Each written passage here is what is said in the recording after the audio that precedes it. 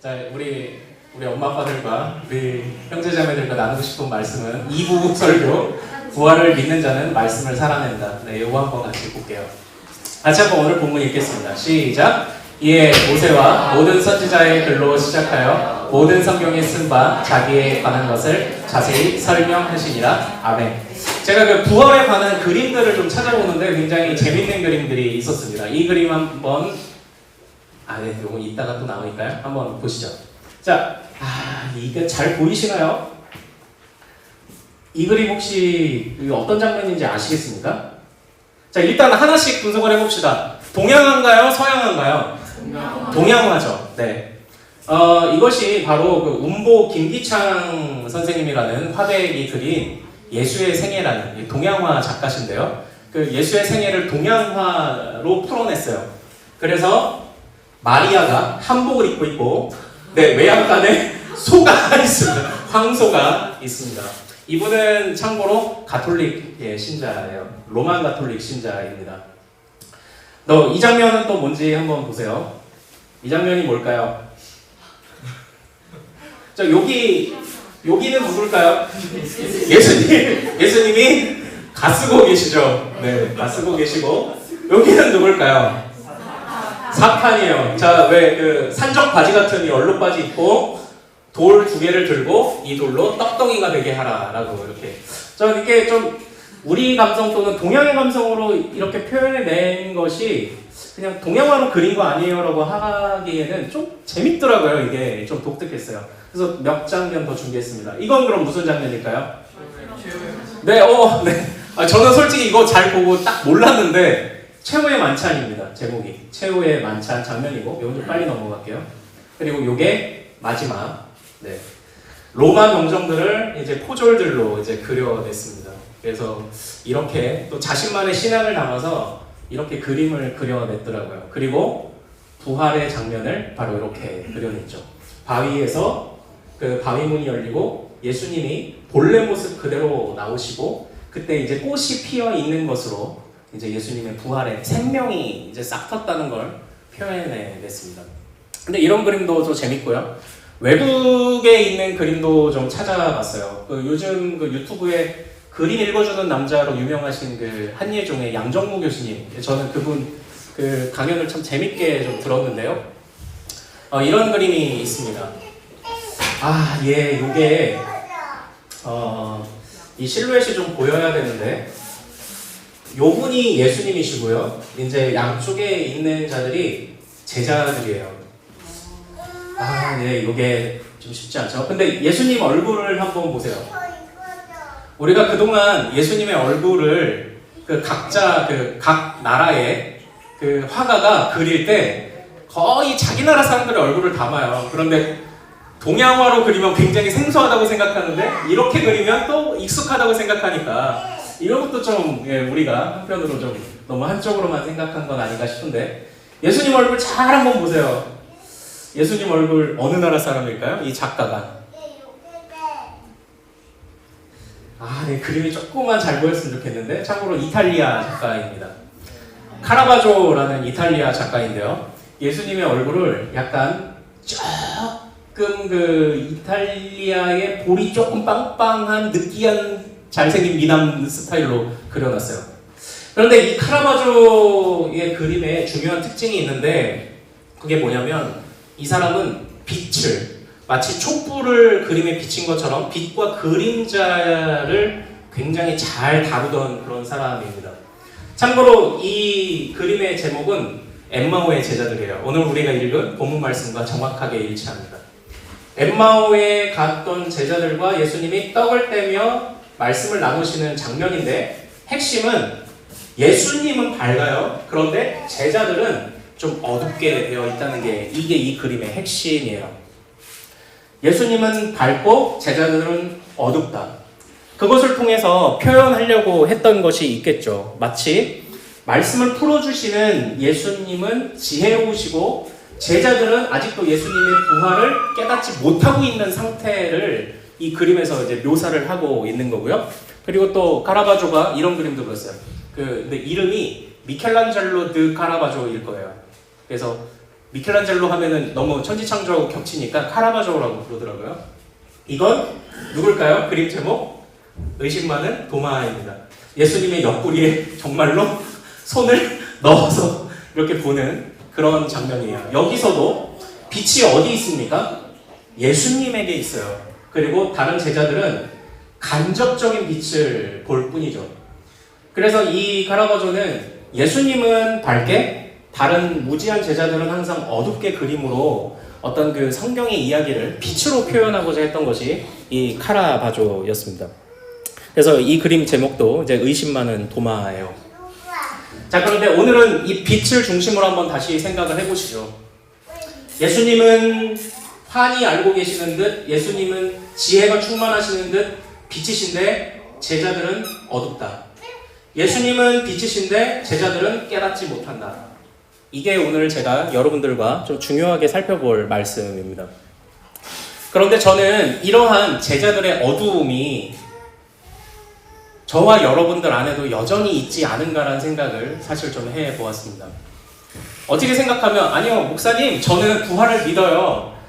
도마는 이렇게 손 넣어보고 믿었잖아요. 근데 저는 예수님을 만져본 적도 없고요. 그냥 어려서부터 그냥 성경을 통해서 그냥 교회 다니고 그냥 그랬을 뿐인데 저는 도마보다 좀 낫지 않나요? 이렇게 생각할 수도 있을 것 같아요. 저는 예수님의 손 넣어보지 않았어요. 근데 전 부활을 믿어요.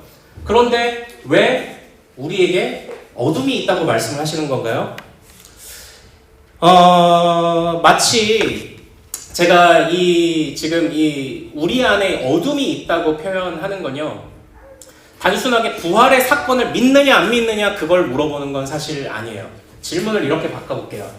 여러분들은 부활을 믿으십니까? 라고 질문한다면 다 그렇다고 대답하시겠지만 질문을 바꿔볼게요. 여러분은 부활을 살고 계십니까? 이렇게 한번 질문을 던져볼게요. 어떠신가요? 글쎄, 많은 것들을 좀 비유로 얘기해 보자면, 한 부부가 있는데, 저는 예수님께서 이제 자신을 드러내실 때, 우리 인간관계로 자신을 은유해서 드러내시는 것을 굉장히 중요하다고 이렇게 말씀을 드렸잖아요.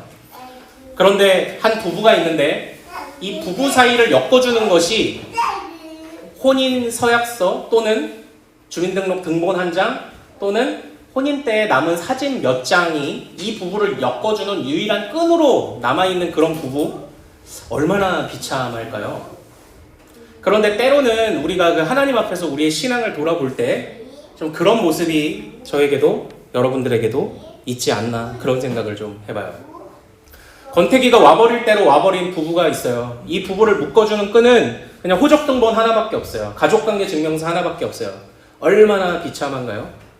그런데 그냥 잘 참고 있다가 내 배우자가 죽고 나면 그 배우자가 물려주는 유산을 받으려고, 아유, 그때나 그냥 내가 좀 고생한 거 좀 적당히 보상받고 살아야지 하는 그런 믿음이 혹시 우리 안에 있지 않은가? 제가 그런 고민을 좀 한번 해봤어요.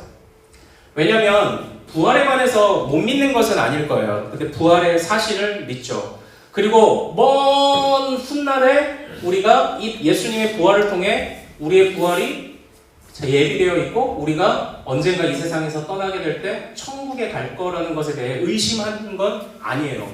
그러나 부활과 주님께 부름받는 그 사이에서 우리가 부활을 살아내고 있느냐, 이건 우리에게 좀 많은 고민을 던져주는 것 같습니다. 한번 좀 이제 조금 이 이야기를 조금 더 손에 잡히게 생각을 해볼게요. 한번 다시 생각을 해보죠.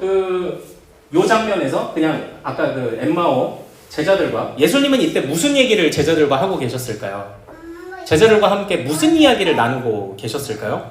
그게 바로 24장, 누가복음 24장 7절입니다. 27절입니다. 같이 한번 읽어봐요. 시작! 예, 모세와 모든 선지자의 글로 시작하여 모든 성경에 쓴 바 자기에 관한 것을 자세히 설명하시니라. 그러니까 한마디로 얘기해보자면 모든 성경에 쓴 바, 특별히 모세와 선지자와 시편에 다윗이 기록한 글들, 다윗은 다른 데서 언급하셨고 모세와 선지자로 언급된 그 성경은 구약 성경입니다. 예수님 시대는 구약 성경이 있었어요. 그러니까 구약 성경이 메시아에 관해서 가르쳤던 모든 것을 내가 이뤘다고 말씀을 하시는 거죠. 그럼 여기서 우리 자녀들과 아까 살펴봤던 중요한 핵심이 한 가지 나와요. 주님은 말씀대로 이루셨어요. 말씀대로 이루셨다. 이게 굉장히 중요합니다. 제자들이 예수님과 대화하면서 뜨거워졌다고 막 이야기를 해요.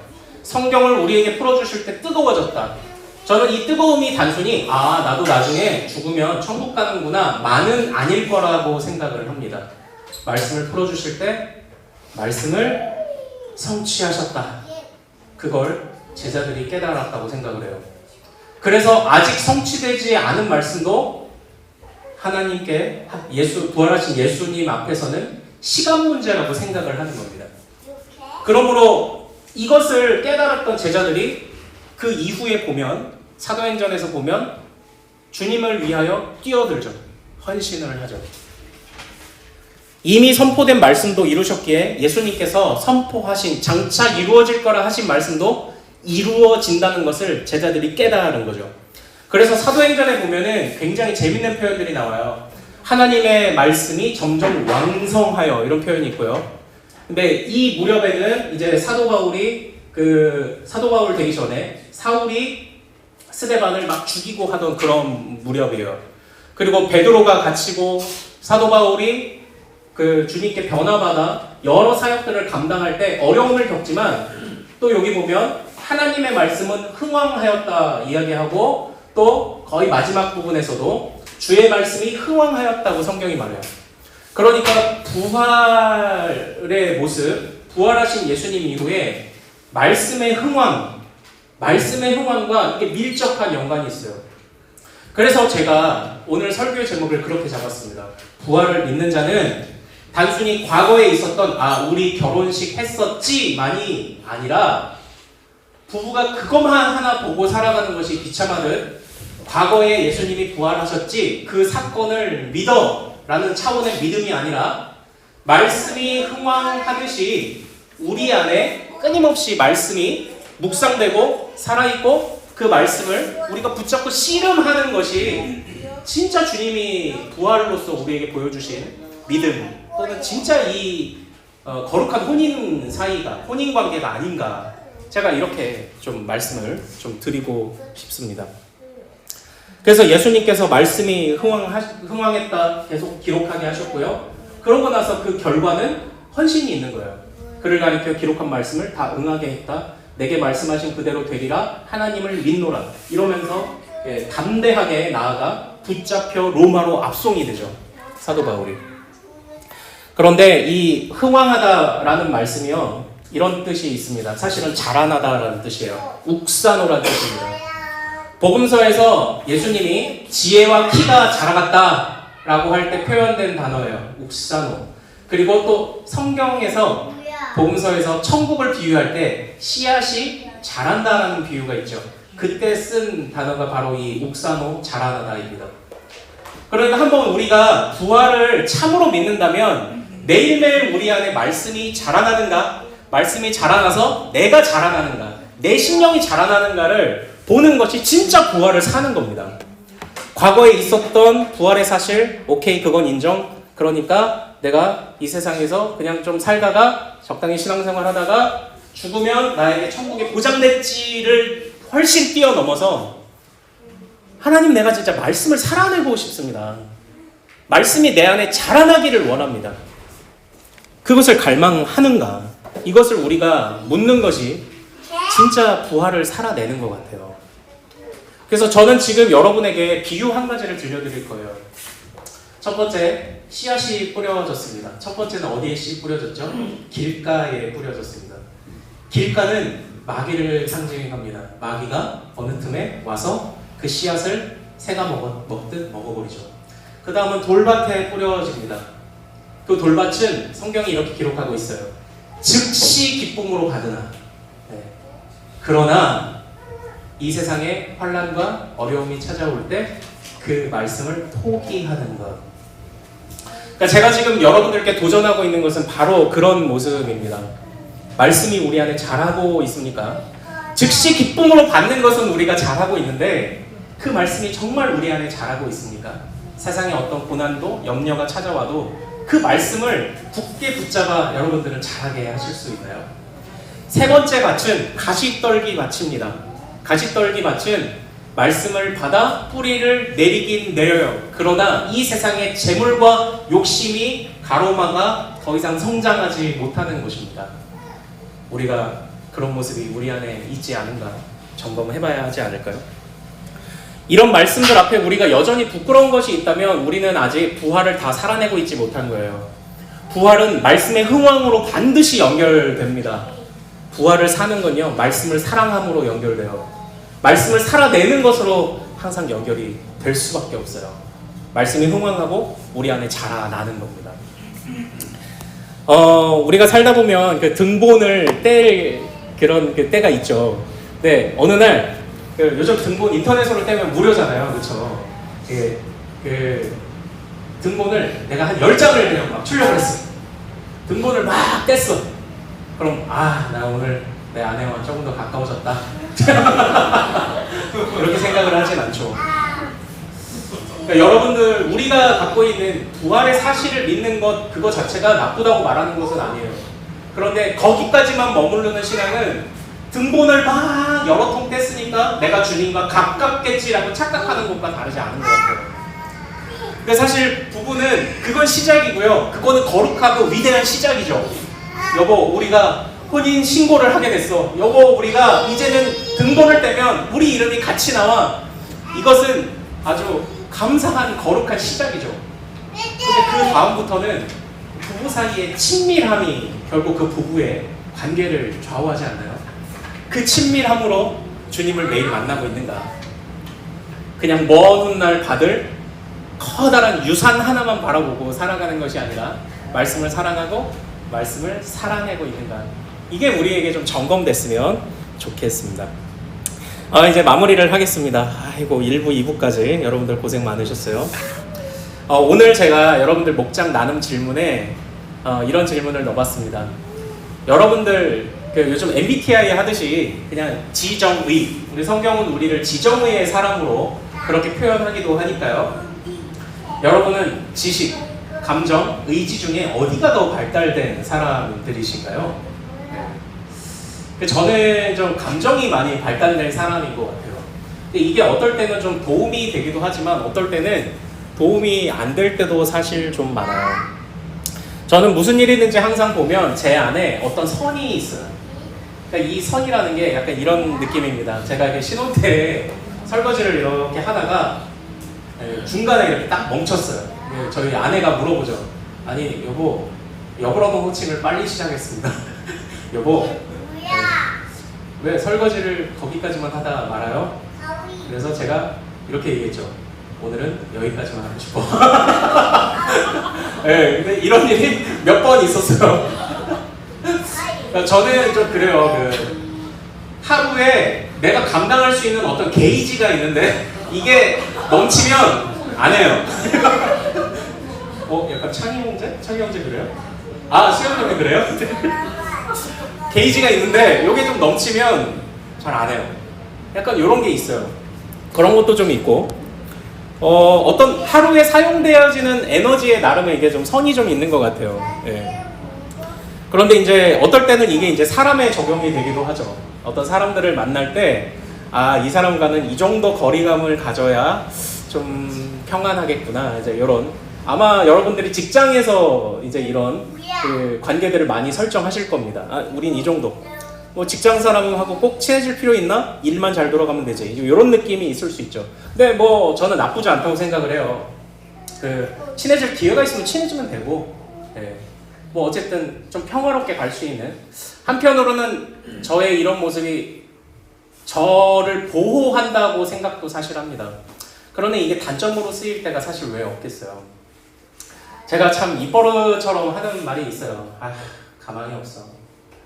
사람에 대해서, 어떤 상황에 대해서.